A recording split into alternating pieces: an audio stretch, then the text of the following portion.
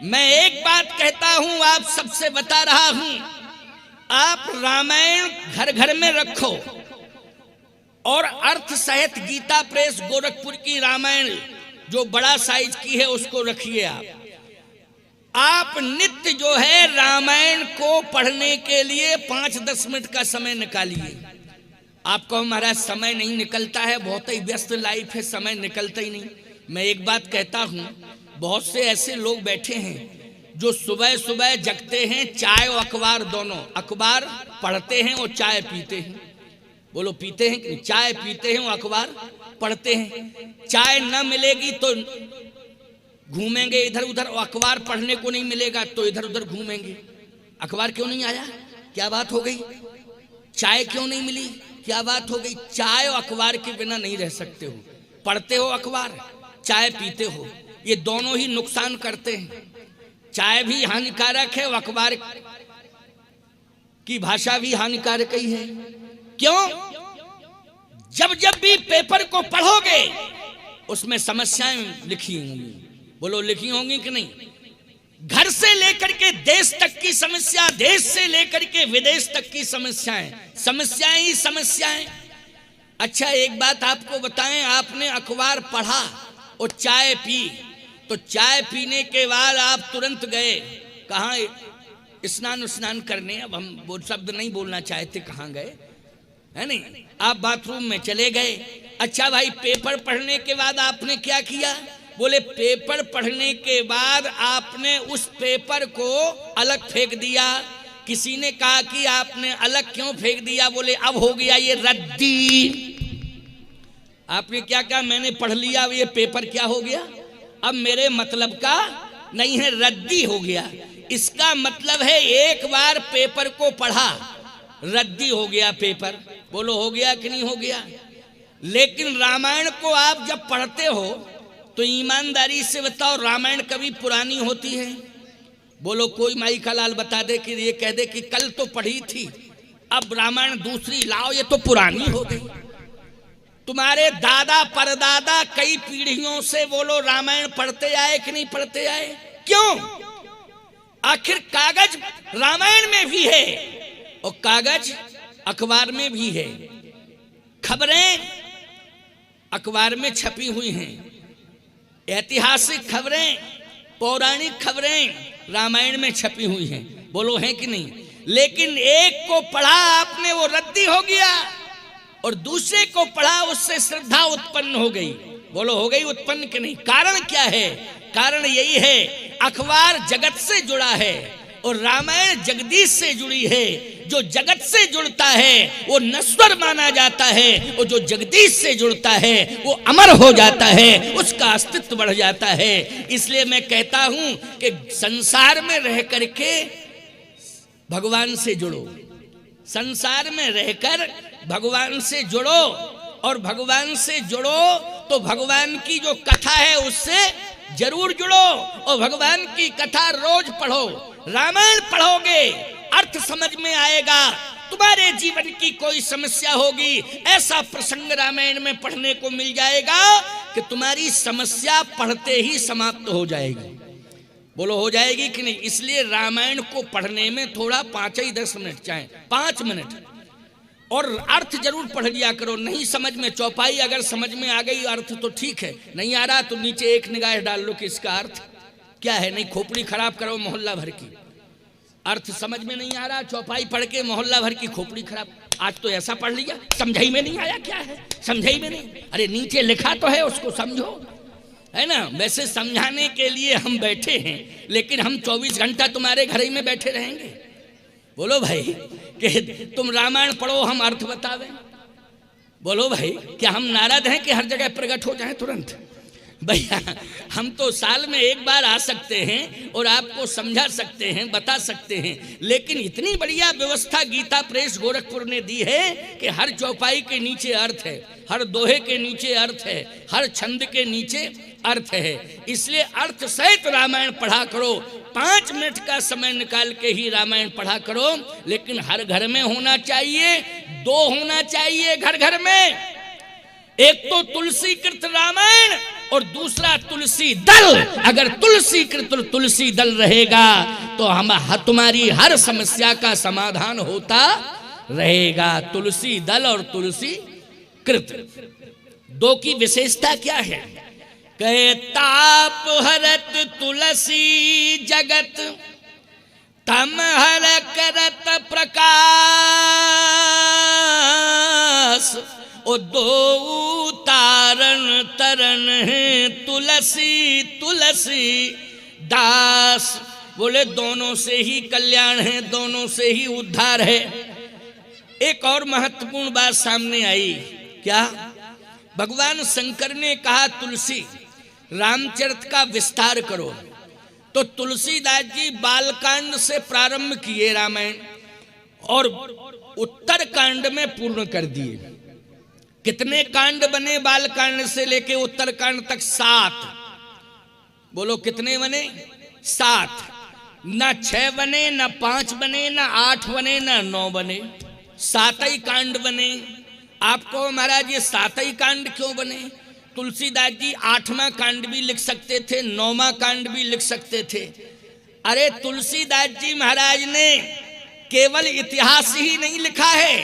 तुम्हें लगता ये है कि ये रामायण कृति है, लेकिन ये कृति देखने में लग रही है ये साक्षात प्रभु श्री राम की आकृति है, लेकिन कृति के रूप में प्रकट हो गई। ये रामायण जी की आकृति है। अच्छा, मानव की आकृति के 7 अंग प्रमुख होते हैं, 7। 8वां अंग नहीं, 9वां, 7 ही अंग प्रमुख हैं। और भगवान राम जब नारायण से नर बने तो वो 7 अंग उनके एक एक कांड एक एक अंग से जुड़ा है। संत तुलसीदास जी की परंपरा में नाभाजी महाराज हुए हैं। नाभाजी ने एक बहुत अच्छी बात लिखी, बालकांड प्रभु पाए। जिस समय उन्होंने भगवान का दर्शन किया संत नाभाजी ने, राजस्थान में उनका जन्म हुआ था संत नाभाजी का, तो नाभादास जी ने जैसे ही भगवान का प्रत्यक्ष दर्शन किया तो कहा, ओहो धन्य है तुलसीदास जी महाराज, हम समझते थे ये कृति है, लेकिन ये तो प्रभु राम की आकृति है। रामायण रामायण पढ़ते पढ़ते राम प्रकट हो गए। नाभादास जी रामायण पढ़ रहे थे और रामायण पढ़ते पढ़ते रामायण में ही राम प्रकट हो गए। नाभादास जी को दर्शन देने लगे, श्री राम जी प्रकट हो गए। तो देखा क्या? बोले बालकांड प्रभु पाए। बोले बालकांड पढ़ रहा था, ये तो प्रभु के पैर हैं। बालकांड प्रभु पाए, अयोध्या कटि मन मोहे। ओ उदर बनो आनंद हृदय किसकिंधा सोहे। सुंदर ग्रीव मुखार बिंद कहे लंका गायो। सुंदर ग्रीव मुखार बिंद कहे लंका गायो। रावण कुंभकर्ण घननादि आदि समायो। उत्तर मस्तक कांड है यही विधि तुलसीदास भन। आदि अंत लो जानिए यह रामायण श्री राम तन। ये रामायण तो श्री राम जी का ही तन है। एक एक कांड एक एक अंग का प्रतिनिधित्व कर रहा है, इसलिए 7 अंग हैं प्रमुख शरीर के, ऐसे ही 7 कांड हैं। ये भगवान का ही स्वरूप है। प्यारे, उत्तर कांड में एक महत्वपूर्ण बात, वो क्या? कांड तो सभी महत्वपूर्ण हैं, लेकिन उत्तर कांड में एक विशेषता है। वो विशेषता ये है कि उत्तरी कांड में रामराज हुआ। रामराज किस कांड में हुआ? उत्तर कांड में। अच्छा, राम का जन्म किस में हुआ? बोले बालकांड में। राम जी का विवाह किस कांड में हुआ? बोले बालकांड में। लेकिन राम जी का राज्याभिषेक किस कांड में हुआ? उत्तर कांड में। उत्तर कांड है जिंदगी की फलश्रुति, जीवन की फलश्रुति। ये फलश्रुति है। संपूर्ण जिंदगी में जितने भी प्रश्न हैं उन सभी प्रश्नों का उत्तर उत्तर कांड में है। पूरा उत्तरकांड पढ़ना, पूरा उत्तरकांड पढ़ना।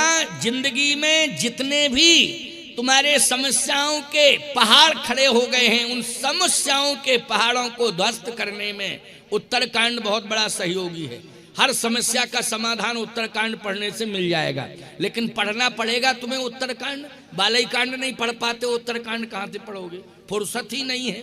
लोग कहते महाराज फुर्सत नहीं, क्या करें? हमने कहा भैया कभी कभी तो फुर्सत निकाल लिया करो। कहे रामायण पढ़ने की फुर्सत नहीं। हमने कहा एक बात बताओ, चाय पीने की फुर्सत? बोले वो तो निकालनी पड़ती है फुर्सत। हमने कहा भोजन करने की फुर्सत, खाना खाने की? बोले वो तो खाना के लिए फुर्सत निकालनी ना पड़ेगी। और बोले काम करने के, बोले कामों करने के लिए फुर्सत निकालनी पड़ती है। काम तो करना ही पड़ेगा महाराज, इसके लिए समय निकालना ही पड़ेगा। कहे काम करने के लिए समय निकालते हो, खाना खाने के लिए समय निकालते हो। मैं कहता हूं राम कथा सुनने के लिए फुर्सत क्यों नहीं मिलती? कहे महाराज व्यस्त लाइफ है, फुर्सत नहीं मिलती। हमने कहा कभी कभी निकाल लिया करो समय। कहे महाराज सोचेंगे लेकिन फुर्सत है नहीं। एक गांव में महात्मा जी गए थे कथा कहने के लिए। उन्होंने 9 दिन तक कथा सुनाई उस गांव में। पूरा गांव क्षेत्र आया, लेकिन एक व्यक्ति गांव में इतना व्यस्त था कि एक दिन नहीं आया। महात्मा जी ने कहा पहले ये बताओ गांव का कौन व्यक्ति ऐसा है कि जिसने कथा नहीं सुनी? कहे महाराज पूरे गांव ने कथा सुनी, एक व्यक्ति कथा में नहीं आया। क्यों नहीं आया? बोले महाराज उससे फुर्सत नहीं है। क्या करता रहता है? बोले काम लंबा चौड़ा है उसके जीवन में, इसलिए वो काम ही में व्यस्त रहता है, उससे फुर्सत नहीं। महात्मा जी ने कहा मेरा संदेश सुना दो कि भैया काम धाम तो लगा रहेगा, लेकिन एक दिन की ही फुर्सत निकाल लो। 9वां दिन है, उस दिन फुर्सत निकल आए। लोगों ने कहा बोले हम जरूर आएंगे जरूर आएंगे। कथा पूरी हो गई, आया ही नहीं। महात्मा जी ने कहा जिसे फुर्सत नहीं मिल रही थी कह रहा था आऊंगा, आया कि नहीं? कहे महाराज आज तो और ही काम बढ़ गया, उसका फुर्सत है ही नहीं। महात्मा जी ने कहा हम 2 दिन की कथा और बढ़ा रहे हैं, 9 की जगह 11 दिन किए देते हैं। उससे कहो 2 दिन में 1 दिन फुर्सत निकाल ले। लोगों से कहा नहीं जरूर आऊंगा, मेरे कारण 2 दिन की कथा बढ़ी, लेकिन वो 2 दिन भी नहीं आया, 11 दिन पूरे हो गए, फुर्सत नहीं मिली। महात्मा जी ने कहा 12वें दिन हम सुबह सुबह निकल जाएंगे। लेकिन जैसे ही महात्मा लगभग 6 बजे निकलने वाले थे, पूरे गांव में हाहाकार मच गया। महात्मा जी ने कहा क्या हुआ क्या हुआ क्या हुआ? बोले एक व्यक्ति का हार्ट फेल हो गया। किसका हार्ट फेल हो गया? अरे महाराज उसके बड़े लंबे चौड़े काम धाम थे, बड़ा व्यस्त रहता था। अरे बोले वही जो कथा में नहीं आ पाया। कहे महाराज हाँ वही कथा, फुर्सत ही नहीं थी। महात्मा बोले तो अब क्या बतावें भगवान की क्या लीला है। इतने में गांव वाले, पूरा गांव उसके पीछे पीछे, और उसके लड़के उसको ले जा रहे थे, अंतिम यात्रा जिसको बोलते हैं, उसको ले जा रहे थे स्मशान पर। महात्मा जी बीच रास्ते में ही उनका यज्ञ स्थल था, उनका पांडाल बना था, उनका प्रवचन स्थल था। महात्मा जी ने खड़े होकर कहा रुको। गांव के लोगों ने कहा कि मुर्दे को रोकना नहीं चाहिए। महात्मा जी ने कहा मैं कह रहा हूं कि इसको रोक दो। लोगों ने कहा कि महात्मा चमत्कारी है, हो सकता है कि प्राण फूंक दे, ताकत है, महात्मा है, इसलिए रोक दो। रोक दिया मुर्दे को। कहे इसको नीचे रख दो। कहे नीचे तभी रखा जाएगा जब कुछ चमत्कार हो। कहे रखो तो। रख दिया लोगों ने। अब महात्मा जी गए सो कान में लग के कुछ कहना शुरू किए। 15 मिनट हो गया, लोगों ने कहा न हिल रहा है न डुल रहा है मुर्दा, अगर कुछ मंत्र में ताकत है तो इसको जगाओ, इससे कुछ बुलवाओ, इसे चलाओ।